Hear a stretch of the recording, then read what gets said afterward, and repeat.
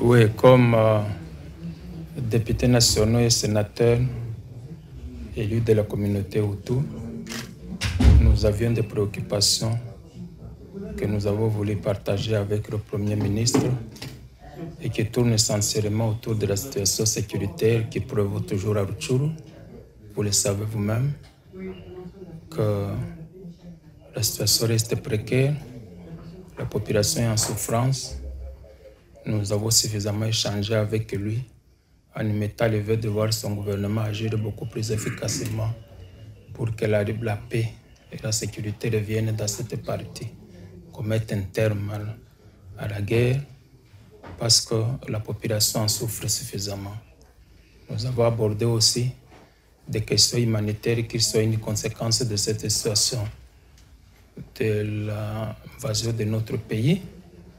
Il y a beaucoup de déplacés internes, le nombre est de plus en plus croissant et ils sont dans une situation de détresse. Nous avons demandé au gouvernement d'accorder beaucoup plus d'aide humanitaire pour soulager la misère de cette population.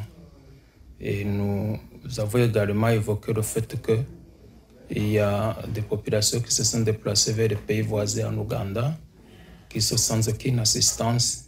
Il faut aussi que le gouvernement voit dans quelle mesure il faut assister cette population.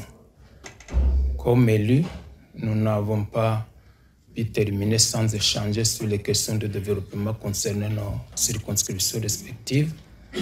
Il ne faut pas que l'insécurité ou la guerre fasse oublier que nous avons besoin de développement dans nos bases, particulièrement concernant le projet de 145 territoires. Le Premier ministre a eu l'occasion de nous donner les détails de comment ça va s'exécuter et nous a rassuré que nos circonscriptions ne seront pas oubliées.